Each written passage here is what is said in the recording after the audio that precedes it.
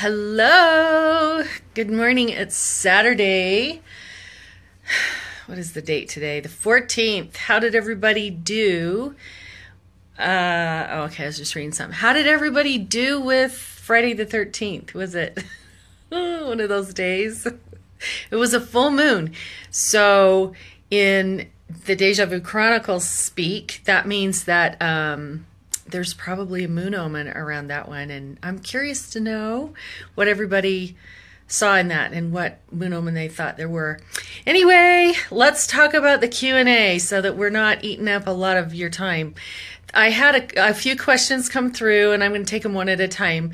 The first one that came through, however, was a question that I get all the time.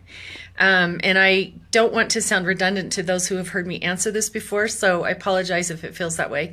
But the question is, what inspired me to write, basically just to write, but then there was another question that said the Deja Vu Chronicles. So what inspired me to write, basically the story happened back in 2009. I had two boys deployed at the same time to two different wars, and they were in some pretty heavy combat, and I was, first time mom going through deployment, pretty scary situation. So I didn't sleep much. I spent a lot of time sitting out on my little porch there, and I'm just kind of reminiscing. I know I spent a lot of time with my laptop browsing like family names and doing that kind of thing, like genealogy type research. And I found one of our names in, I think it was Wales, and it was a pirate. And his last name happened to be Phillips, which was the name I was researching. And it was about the time that I was looking up.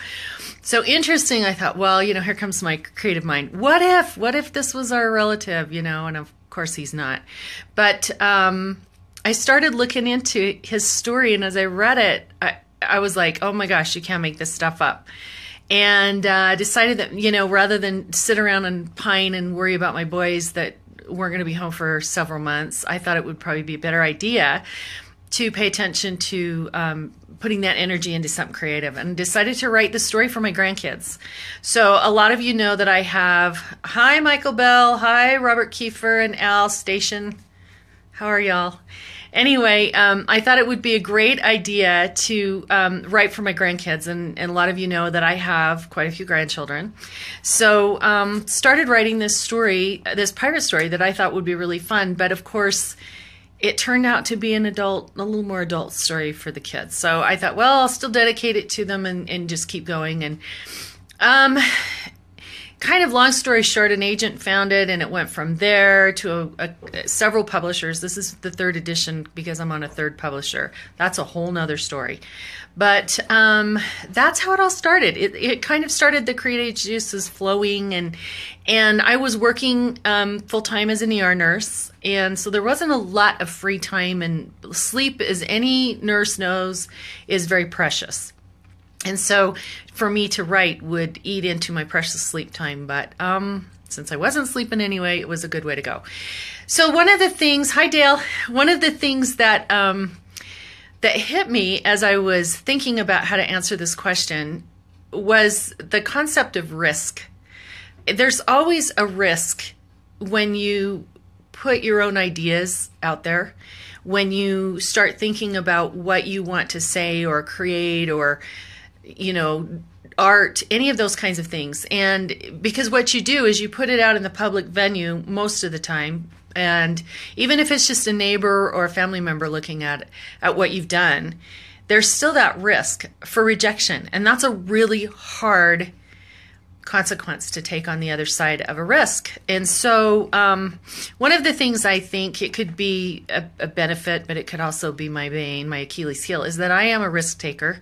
A lot of you know that my dad was a 3-time Olympic skier, and he raced downhill, and he takes risks. He's just not afraid of anything.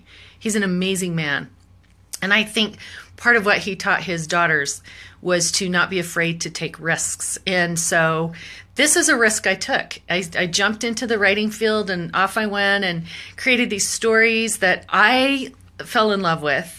and that I felt were given to me from a higher power. They were literally given to me. And then, gosh, they ended up serendipitously going public. And here comes the risk piece. You know, is anybody going to like this? Who's going to come back and say, you don't know what you're doing, you know, because you're not an expert in that field, or, you know, who knows what they're going to say. But what I discovered on the other side of that was that people are actually very gracious. And there were a lot of people that loved these stories and that enjoyed them. And it gave me the courage to branch out into writing for children. So I wrote the Ballyhoo series, and there's another risk, you know, how am I going to do it children's? Is anybody going to want it? But it proved to be, it's a good learning experience. It's not always, you know, not everybody's going to love your stuff.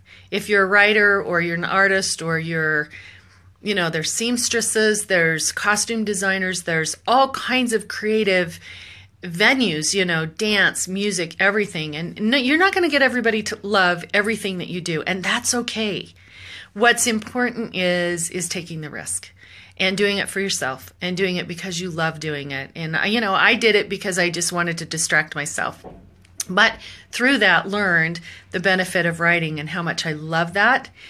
Hi, Mary. There's my editor. Oh, she's amazing. She's the reason that the risk isn't so painful. She knows how to clean up my stuff. Anyway, so I think that risk taking is a good thing. And I would encourage anybody that wants to write to take the moment and the idea and whatever you have and just, you know, jot down a line, jot down a paragraph, jot down a couple of thoughts and see where that goes. And don't be afraid of your own creative mind and what it's gifting to you, because it's amazing. It's an amazing gift that like comes from inside of you. It's almost a Zen experience. So so there's my story. I'm going to keep writing. I took a second risk by leaving the nursing field, an area that I loved. I love doing emergency room nursing, which, you know, if you've read my books, you see why. You see all that stuff in there. So it's a lot of it's true. Anyway, and now I'm just writing full time. And I really, it's a scary risk every single day because, you know, I have bills to pay too.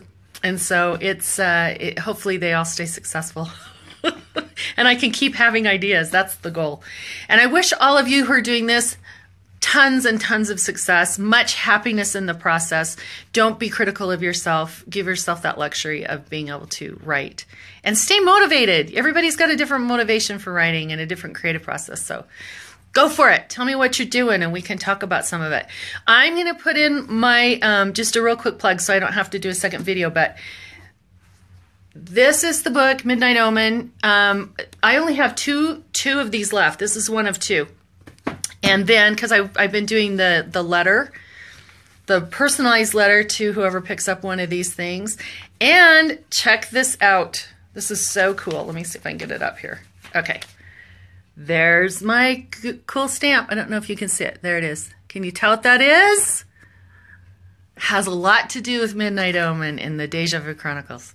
So if you want a personalized letter with my very cool brand new stamp that I just got, and you want me to sign and emboss this, there's only 2 available. So go online and order them real quick because they don't last very long.